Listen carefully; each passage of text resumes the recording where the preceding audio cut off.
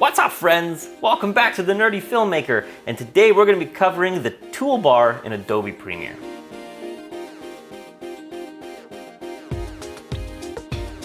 So there's quite a few tools that are available on the toolbar, which is right in the middle of the screen if you have it set up at least the way I do, that so many people don't actually know about. And some of them might actually save you a lot of time. So I'm going to just give you a little tour of those basic tools that are available to you when editing in an Adobe Premiere timeline.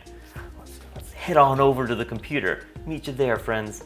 So here I've chosen just 3 random clips that I'm going to be editing. One is a slow-mo of some snow falling during a snowstorm here. How lovely. One of the same angle here, but a bird landing in slow-mo. Such a badass bird.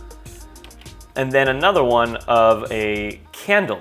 So in order to showcase the tools, a lot of them have to do with dealing with cuts that are already there. So what I'm going to do is I'm going to trim a bit off the end of all 3, just so there's some space there to work with. So I'm just going to trim a bit off of the edge of each one. Here we've got this shot, it goes into bird landing. I'll zoom ahead a little bit and it goes into candle. Very nice. First things first is we have the arrow tool. Everyone knows the arrow tool. If ever you're wondering about what the hotkey is, just hold your cursor over there and it's going to show you the hotkey. This is the selection tool and it is V. And it is used to click and drag stuff around and then up and down, change layers, undo, undo, undo. There we go. Arrow key, very straightforward. It's probably the key you're going to use the most.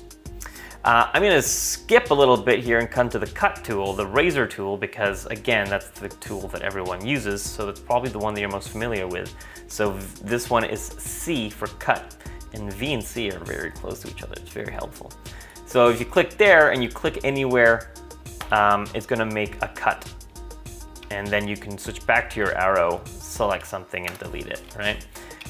Side note, let's say you had multiple layers on top of each other. So here, I'm just going to bring this over like this. If you press cut, you're going to cut only one clip and one clip. So you have to click on each one separately. If you hold down Shift, it actually cuts everything along the vertical line. So if you had 5 layers on top of each other and you held Shift and click cut, it would cut them all at once. Just a little side note.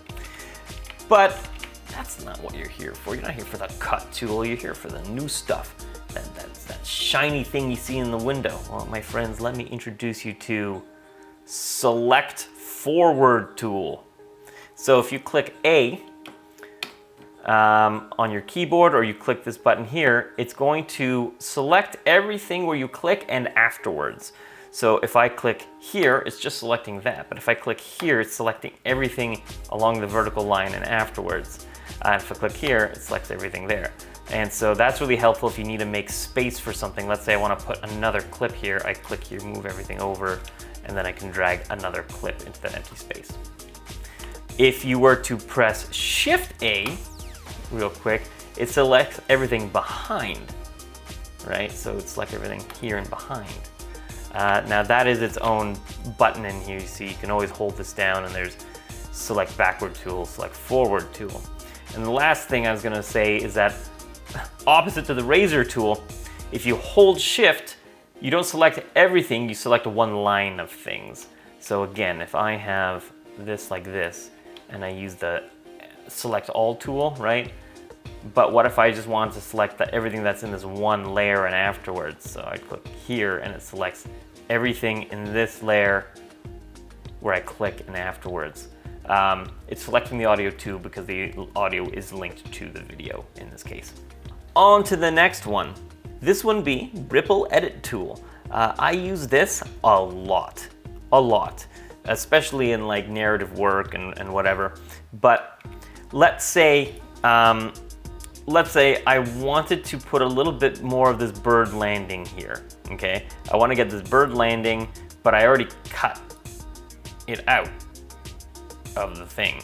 Well, easy peasy, friends. Usually what we would do is we would click this, or we'd select all afterwards, move stuff over, go over here, extend it back out. No, there's one click, there's one button for that, friends. It's called the Ripple Edit tool, and it's right over here.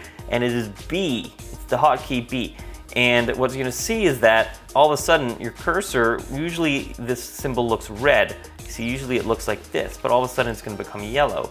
And what that's gonna do is, normally I can't extend this because this clip is in the way.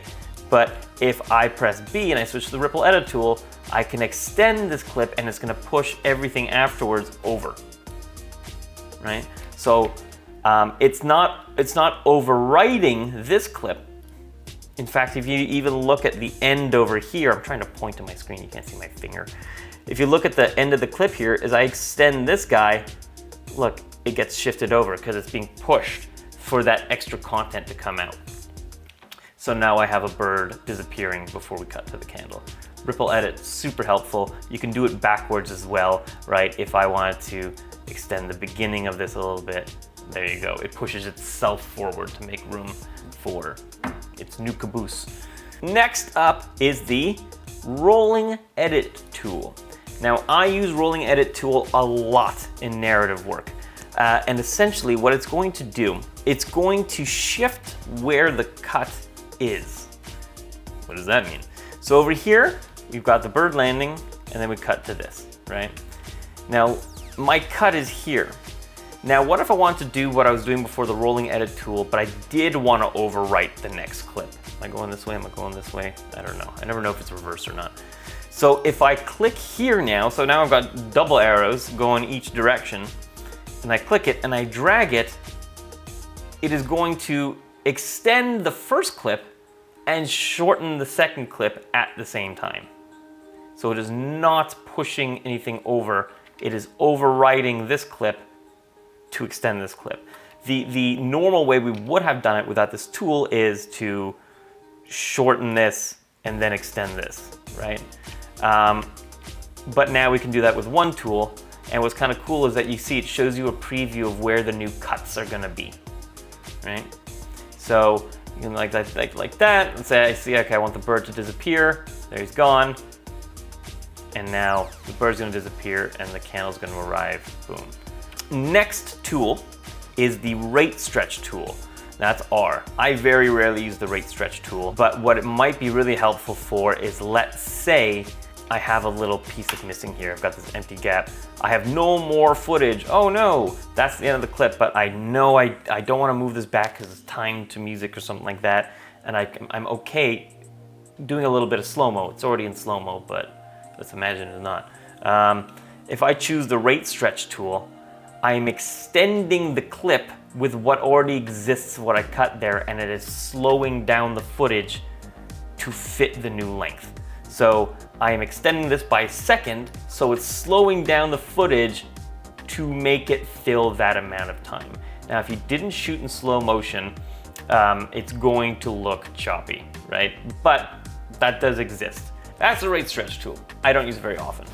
Maybe you'll have a lot of fun with it. I'm scratching my neck on my video.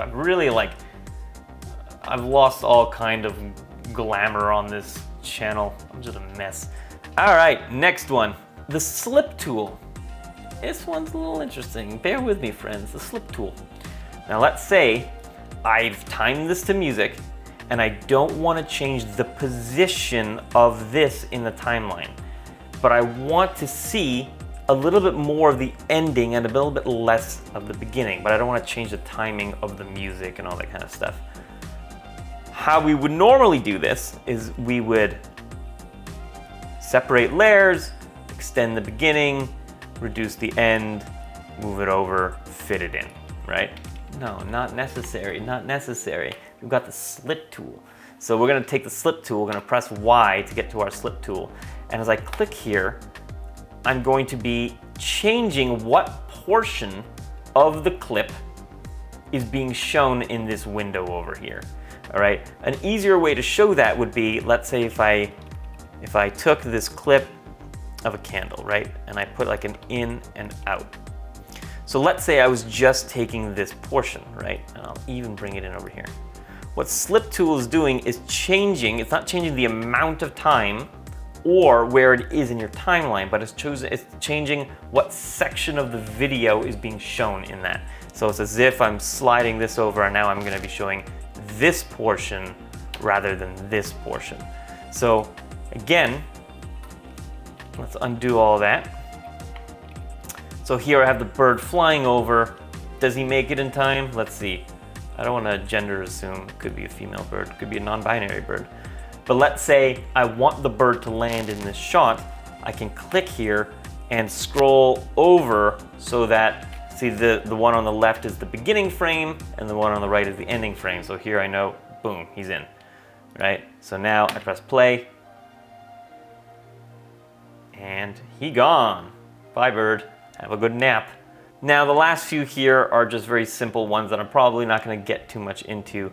We have the pen tool, which is going to be used to create shapes and stuff in here, but all that stuff is going to be covered more in the graphics video, which I'm going to do in another video, as well as the rectangle and the ellipse tool. We also have the hand tool, which is used to slide around a timeline. If you're like super zoomed in, you can use the hand tool to move around. Can you move around here? No, I guess only if you're zoomed in.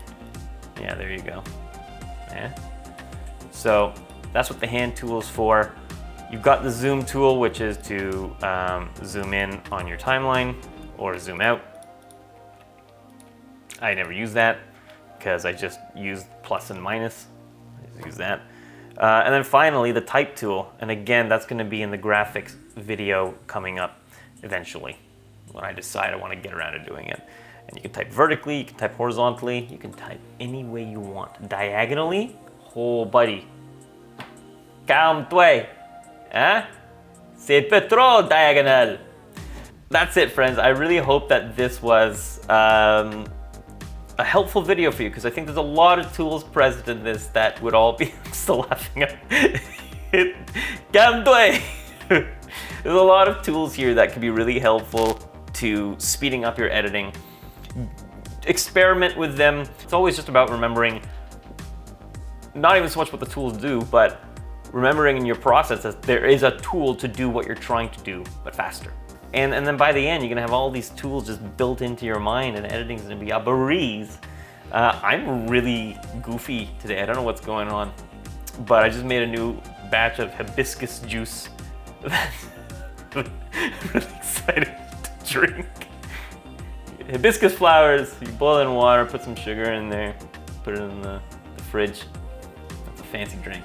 Friends, we're about to get some hibiscus juice. Hibiscus. Cheers to you, nerdy filmmakers. No, that's me. I'm a filmmaker. I'm drunk, I think. Bye. Yeah, it's pretty good.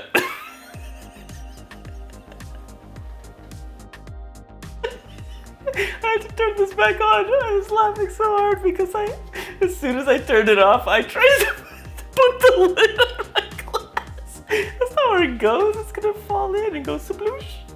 Feel free to unsubscribe.